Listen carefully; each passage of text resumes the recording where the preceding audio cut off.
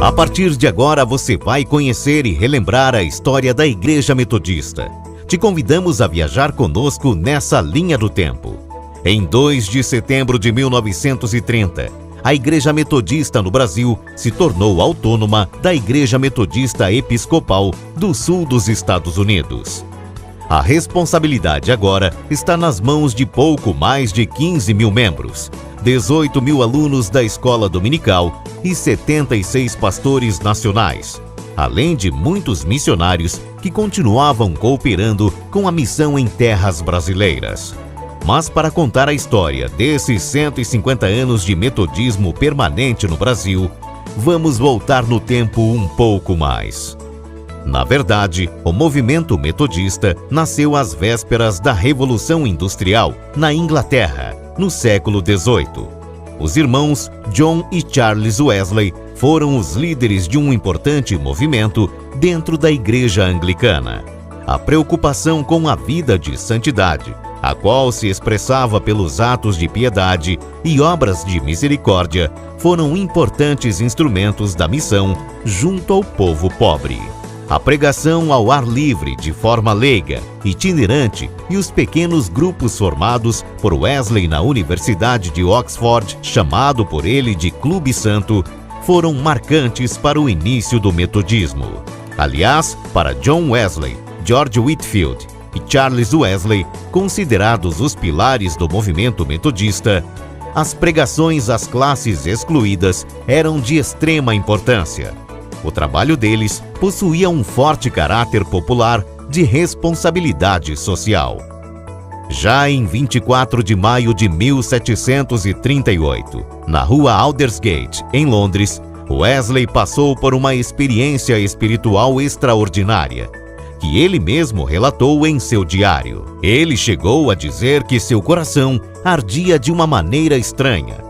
Esse sentimento fez posteriormente que todos os metodistas ao redor do mundo celebrassem no dia 24 de maio a experiência do coração aquecido.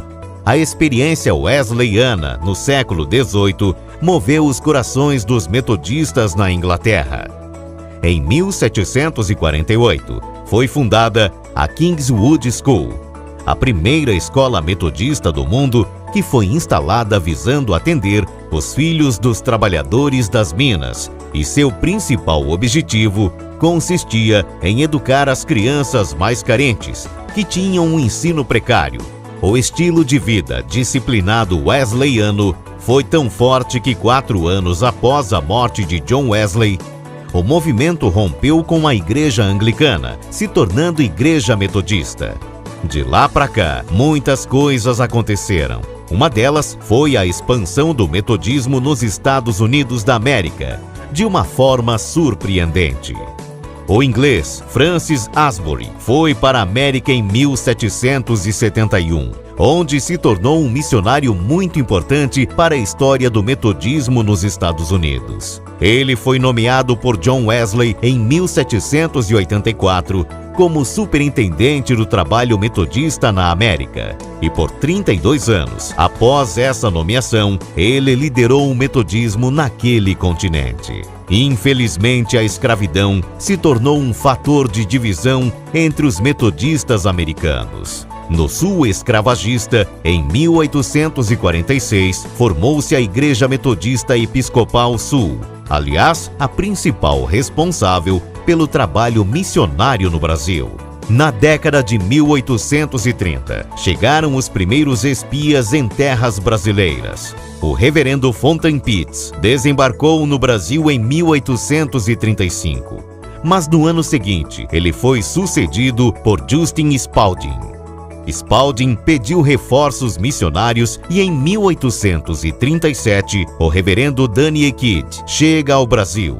Ambos permaneceram no país até 1841, ano em que a missão foi interrompida, mas deixou os caminhos abertos para os novos missionários. O ano de 1867 é um marco do metodismo permanente no Brasil. O missionário Junius Stan Newman desembarcou no Rio de Janeiro daquele ano para dar continuidade à semente deixada em solo brasileiro.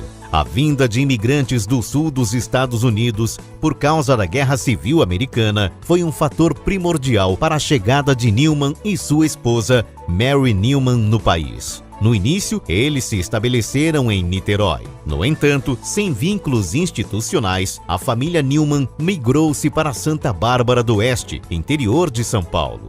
Admirado por ser um homem bastante culto, Newman fez amizade com Prudente de Moraes e outras autoridades brasileiras. Somente em 1875, que Newman foi reconhecido oficialmente pela Igreja Metodista Episcopal como missionário da colônia americana. Novos reforços missionários também chegaram ao Brasil. O reverendo John James Hanson iniciou a missão no Rio de Janeiro em 1877 e criou em 1886 o Metodista Católico, órgão oficial da Igreja Metodista em terras brasileiras. Um ano depois, o periódico mudou de nome e veio a ser chamado de Jornal Expositor Cristão, que completou em 2017 131 anos de história e já foi reconhecido várias vezes como o melhor jornal cristão do Brasil. Outros missionários com suas famílias chegaram no final da década de 70. O Codger, Kennedy, Tarbucks e Tucker, sendo que os três últimos formaram o chamado Trio de Ouro. Em 1889, a missão se expandiu para os estados de Minas Gerais, São Paulo e Rio de Janeiro. A igreja tinha paz e o Senhor ia acrescentando dia a dia os que iam sendo salvos. Tudo isso só foi possível por causa do trabalho indispensável das mulheres. Podemos citar as filhas de Newman, que fizeram amizades com as filhas de Prudente de Moraes. Anne Newman cuidou do marido, que teve febre amarela, mas depois também contraiu a doença e não resistiu. Várias outras mulheres foram motivadas a financiar missionários e educadoras no Brasil. Martha Watts assumiu essa vocação, tornando-se uma das principais fundadoras de escolas em Piracicaba, Belo Horizonte e Petrópolis. O nome Colégio Piracicabano foi escolhido para mostrar que o primeiro colégio metodista do Brasil era aberto a todas as pessoas, não apenas os metodistas ou imigrantes americanos. Martha era muito preocupada com a missão evangelizadora e com a educação feminina. Aliás, a educação nunca esteve distante da missão da Igreja Metodista. Novos colégios foram criados por todo o Brasil, pelas educadoras metodistas e pelos missionários. E assim, a missão se expandia pelas terras brasileiras, alcançando cidades. Em 1880, o reverendo Justus Nelson iniciou o trabalho missionário em Belém do Pará.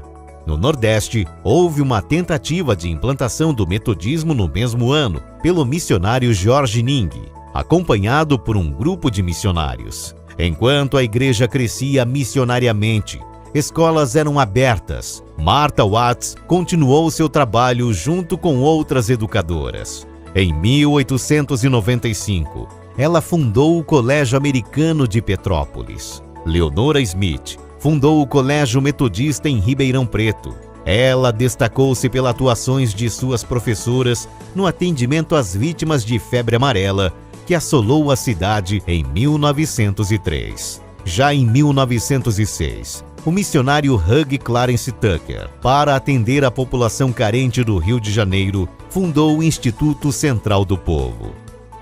Em 1910, a igreja já reunia 6.910 membros. E até o processo de autonomia da Igreja Metodista, em 1930, outras dezenas de instituições foram criadas, dando característica à missão metodista em terras brasileiras. Foi entre os dias 2 a 9 de setembro de 1930, no primeiro Concílio Geral em São Paulo, que a Igreja Metodista do Brasil elegeu o primeiro bispo da igreja instituída, o reverendo John Tarbucks, que iria dirigir uma igreja com 15.560 membros. Passado o período da autonomia, realizou-se no Rio de Janeiro, em 1932, a 9ª Convenção Mundial de Escolas Dominicais. Otília de Oliveira Chaves, casada com o futuro reitor da Faculdade de Teologia, Derli Chaves, foi uma das delegadas e relatora das comissões. Uma das atuações de Otília foi como presidente da Federação das Sociedades Metodistas de Mulheres da Conferência Anual Brasileira. Participou de vários congressos de mulheres metodistas na América Latina. O primeiro foi realizado em 1942, na Argentina. Depois Montevidéu, Lima e no Rio de Janeiro. Em 1948, além de lecionar no Colégio Americano, continuava o trabalho na região, mas foi numa visita aos Estados Unidos que ela recebeu o convite para estudar no exterior. O mestrado foi concluído aos 52 anos em Nashville. Uma outra missionária que trabalhava arduamente no país foi a Eunice Weaver. Eunice colaborou no processo de inclusão de filhas e filhos de pais portadores de hanseníase. O educandário Carlos Chagas, em Juiz de Fora, também teve as mãos de Eunice Weaver como a fundadora da instituição. Em 1932, com o Programa de Assistência e Defesa contra a Lepra. 2 anos mais tarde, em 1934, temos o segundo Concílio Geral com a eleição de um bispo brasileiro, César da Corso Filho. Já em 1938, no terceiro Concílio Geral, as faculdades de teologias de Porto Alegre e Minas Gerais deixariam de existir para dar lugar à Faculdade de Teologia da Igreja Metodista, em São Bernardo do Campo.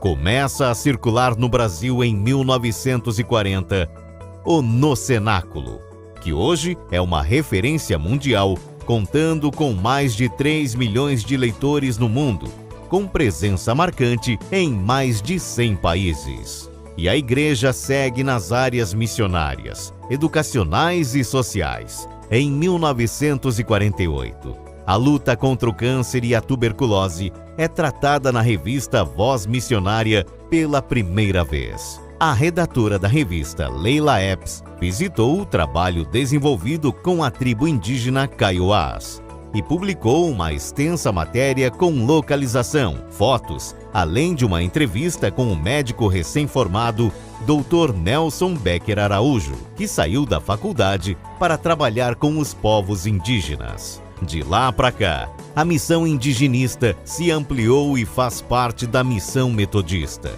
Sem interferir na cultura indígena, a Igreja Metodista trabalha com os povos indígenas em Mato Grosso do Sul, Minas Gerais, Ceará e Roraima.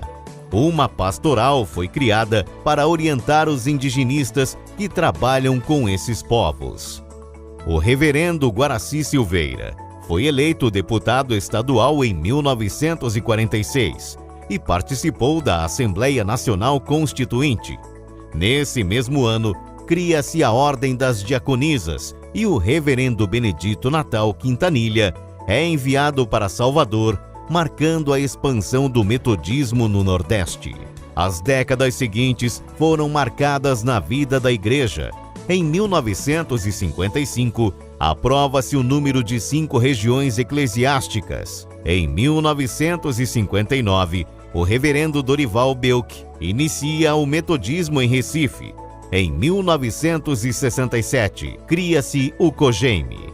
Nasce a Igreja Metodista Wesleyana como cisão da Igreja Metodista e Dom Helder Câmara é paraninfo na FATEL. Em 1968, o metodismo chega em Fortaleza. Faculdade de Teologia é fechada. Concílio Geral Extraordinário é convocado para discutir questões da FATEL. E no ano seguinte, em 1970, o credo social é reformulado. Aprova-se o ingresso à Ordem Presbiterial sem distinção de sexo. 4 anos mais tarde, em 1974, Zeni de Lima Soares entra para a história como a primeira presbítera da Igreja Metodista. O plano quadrienal é aprovado nesse ano. Em 1982, aprova-se o Plano para a Vida e Missão, e a Igreja adere ao Conselho Nacional de Igrejas Cristãs, CONIC, e ao Conselho Latino-Americano de Igrejas, CLAI. Em 1996, o reverendo Lino Estevão Magalhães Leite, eleito a bispo, renuncia ao episcopado. Em 2001, elege-se a primeira bispa da Igreja Metodista, Marisa de Freitas Ferreira. 5 anos mais tarde, a Igreja Metodista sai de órgãos ecumênicos e cria-se a Rede Metodista de Educação. O 19º Concílio Geral prevê a presença metodista em cada cidade com mais de 100 mil habitantes. No último Concílio Geral, realizado em 2016, foi eleita a segunda bispa da Igreja, Ideide Brito Torres. Atualmente, a Igreja Metodista tem quase 300 mil membros, mais de 1.400 igrejas divididas em 8 regiões eclesiásticas e 2 missionárias. O trabalho social não parou. A educação nas universidades e colégios metodistas também avançaram. É a missão metodista se estendendo desde os rios da Amazônia com os ribeirinhos, os pequenos grupos de discipulado espalhados pelo Brasil afora, com os povos indígenas até o envio de missionários brasileiros para o exterior. São 150 anos de história construída por várias mãos e somamos 80 milhões de membros em todo o mundo. Você também faz parte desse momento importante em nossa igreja. São 1 século e meio de metodismo permanente em terras brasileiras.